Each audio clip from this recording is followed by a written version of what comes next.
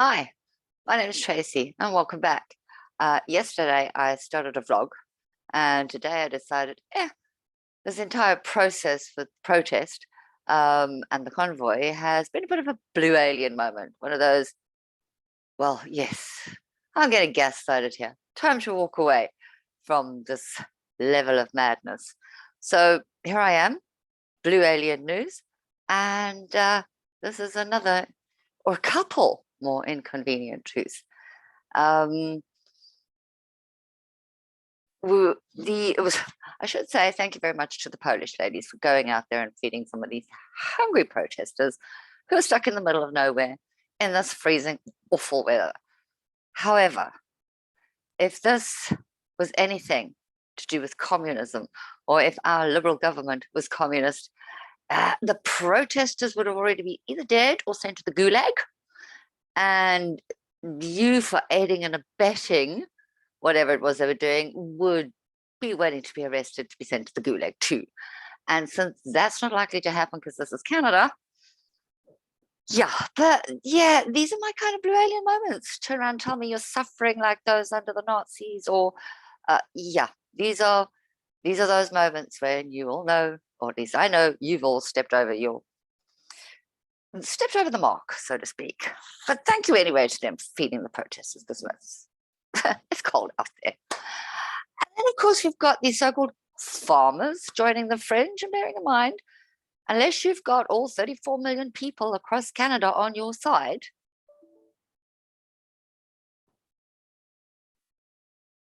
you are basically, despite what you want to think, are a fringe group. It doesn't matter that we even want to support you.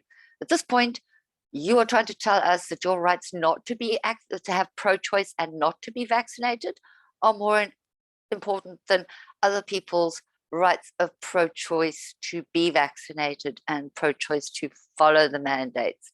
So that's the other thing.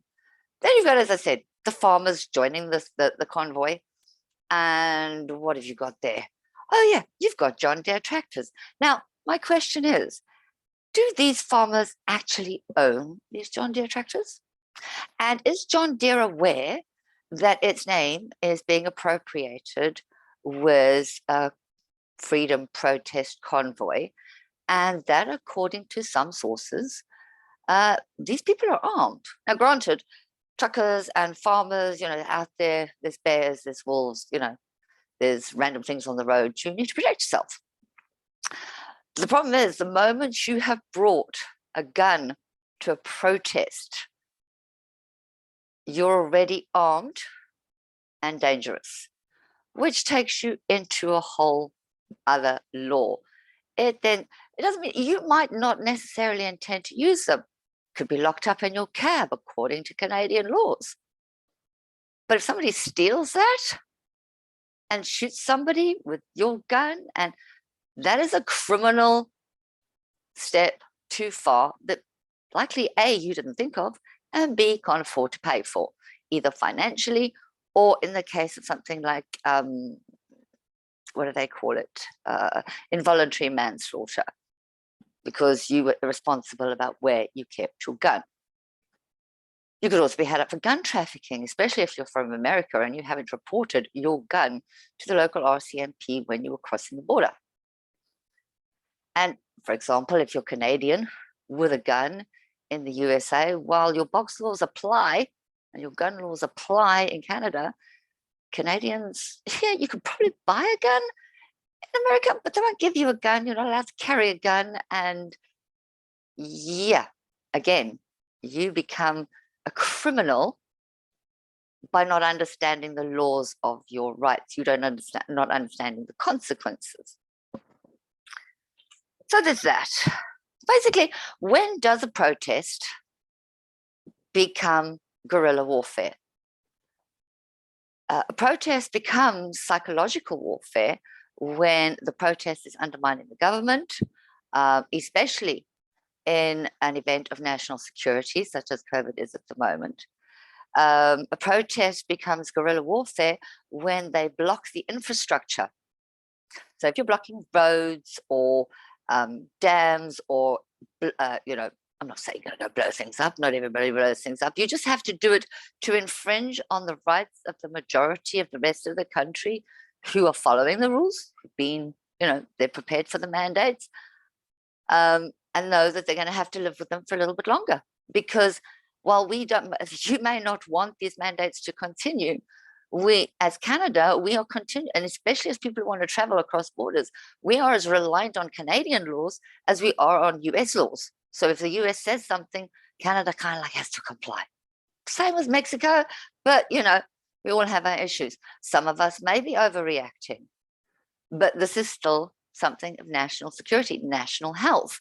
These are all things that the moment you infringe on the rights of others to access those, you are in effect no longer a protester. By law, you'd be classified as a terrorist. And again, there's varying levels of this. You've got to remember, I've got no skin in the game here. I can't vote. I'm just a resident. I wouldn't go out to do those protests because my residency is based on my good behavior. And if you look at it, that's a lot of the cases of people who are currently working around the country. Immigrants who have not yet got their Canadian passport, and they're still making the country work. And yet somewhere out there, somebody's going to be complaining about the immigrants. They're the ones who went and got vaccinated. They're the ones who are following the rules. They don't have a vote on Parliament Hill. They have followed all the rules, and now you are denying them the rights given to them that their visa and their residency allows. So this is what happens. You end up in jail. So between the guns that you may or may not be using, or somebody else using them or misusing them, people adding themselves to the back of your convoy who have no clue of the consequences they could involve themselves in when some dude in his tractor goes chasing after him or them to stop them from leaving the protest because they can't afford the fine. I mean, essentially, being parked and blocking the road throughout the city, you guys could be you guys could be clocking up parking fines, literally, because you are all illegally parked. So, yeah. Then finally, the GoFundMe.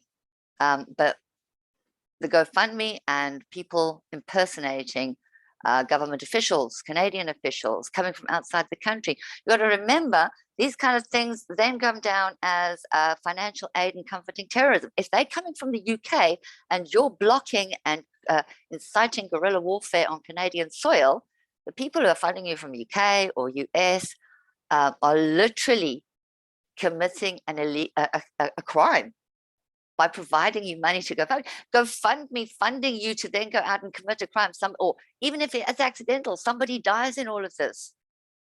GoFundMe has the right to shut you down. The government would have the right to shut you down because you're using those donations to incite terror. And that's just another unfortunate fact. An inconvenient truth. And it's no longer Groundhog Day. Hope you had a wonderful time. This is Blue Alien News. My name is Tracy. Thank you for listening. Don't like, subscribe. Have a nice day. Bye.